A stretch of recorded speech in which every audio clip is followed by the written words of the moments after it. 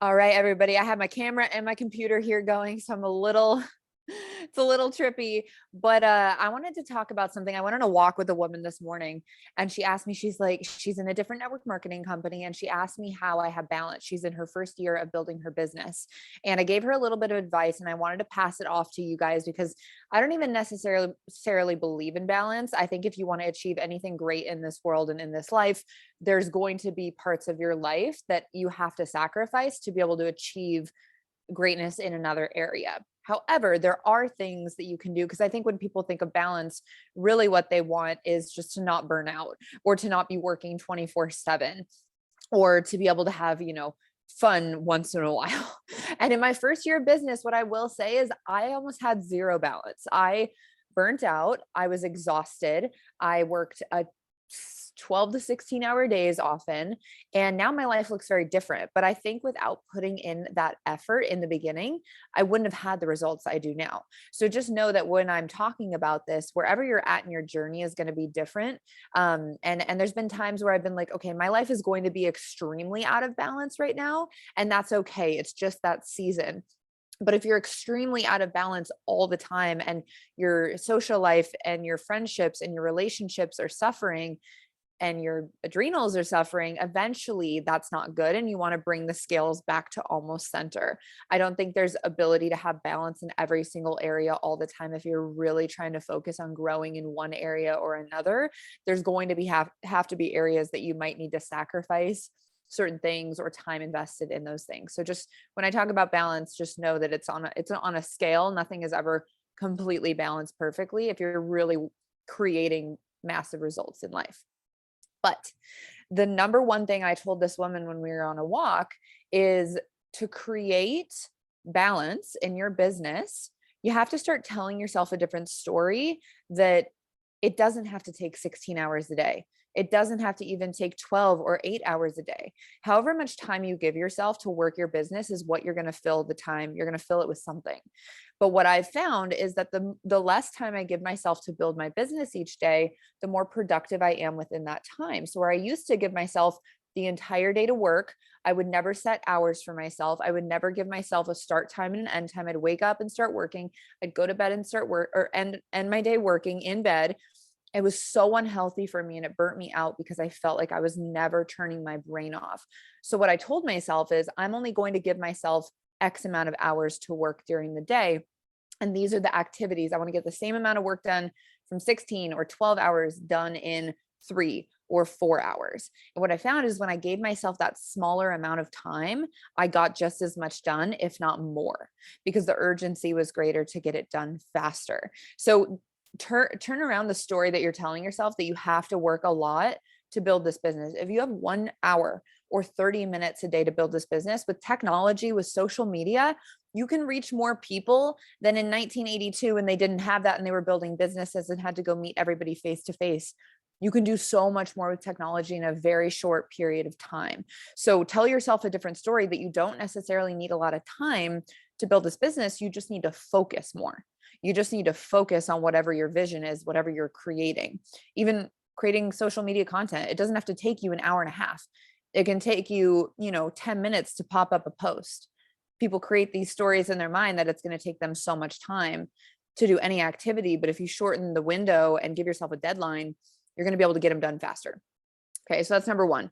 Change your mindset around how much time it takes to build your business.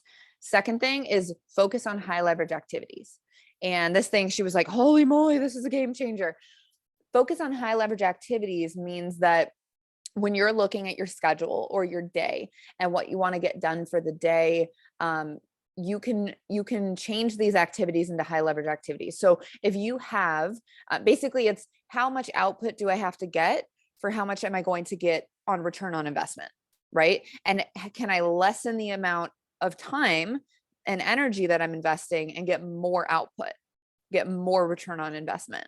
And so what I like to do is I like to go through all my meetings throughout the week. And I like to say, okay, what meeting, lunch meeting, coffee meeting, can I turn into a Zoom call? Can I just do a Zoom instead of a coffee meeting? Can I do a Zoom instead of going walking with someone and having a business conversation? And then I ask myself that question again with the Zoom calls. I say, What Zoom call do I not have to be on camera for? What can I turn into more of a high leverage, low energy input activity? Can I do a regular call? Because then I can be multitasking. I could be going on a walk. I can be taking notes. I can be, I can be cleaning my house if I need to, depending on the call. What Zoom call can I turn into a phone call? And then ask yourself the question again, what phone call doesn't need to be a phone call? And I'm trying to make it really important. And I'm trying to act like I have to be on the phone to get something done. What could literally just be a voice note back and forth or a text? Like if you're planning some sort of event for your company or your, whatever it may be, maybe you're planning a power hour with your team and you want to get on the phone with the leaders and talk about it first. Can it just be a voice note? Can it just be an email? Can you lower the amount of energy and input for more return on investment instead of having to put all this energy into a Zoom call or all this energy into getting people together to do a meeting, right? So how can you invest less energy into the activities you're doing to get a greater return on investment? The same thing for messaging. Let's say that you're doing 20 reach outs a day in your business. Instead of you going in, finding the person, typing it into a Google sheet, then researching all their stuff and reaching out, sending a message and sending a custom message, right? And then following up the whole thing. Where can you just shoot out 10 messages, add them all into a Google sheet at once, and then you're good to go, right? It's like order of operations. How can you create more leverage for yourself in conversations? Another example is if you're working with a lot of, I'm just going to say low vibe people, and you're dragging them. This is something this woman said that I was on a walk with. She's like, I feel like I'm working with all these people, but none of them are building the business really. They just like talk like they want to. Drop those people. And I told her, if those people want, they can plug into the systems and the training. They have everything they need to succeed. They don't need you anymore. You're dragging them. And if they were really hungry, they would do it themselves. So what you get to go do is recruit new people into your business, or go find new customers, or go find new clients, whatever you're doing. Where can you get fresh blood into your business? Stop dragging people. And instead of working with 10 people, 10 customers or people that are low vibe is I would rather have one person that's doing a lot without me having to beg them versus 10 people who aren't doing anything and I'm having to drag them. So where can you find new people, find fresh blood to bring into your business that are highly motivated and hungry instead of dragging people? Because you're doing 10 Zoom calls with very little output from that group of 10 versus one Zoom call with really high leverage activity with one person where their network could generate hundreds or thousands of people in the future. That's the difference between high and low leverage. You're doing 10 calls, maybe 10 30-minute sessions versus one 30-minute session. Wouldn't you rather spend less time to get more leverage for that time versus a lot of time invested with almost nothing in return? I don't know. That's just me. I like a big ROI for lower energy investment. Doesn't mean I'm not willing to invest the energy. I'm just really particular about who I spend my time with and where I'm willing to say yes, where I'm willing to say no. So again, focus. If you're looking to create balance in your business, in your life, ask yourself the question, where can I integrate and change things to create higher leverage activities for myself with bigger return on investment, lower energy investment, higher ROI? I hope this was valuable for you guys. I love this topic. I think it's really important. And for me, it's helped to reduce my fatigue, reduce my burnout in building my business. And that's really the importance. A lot of people don't think about it because they don't think that they're going to be a part of this company for 10 years or 20 years, and they're going to have to keep their energy moving.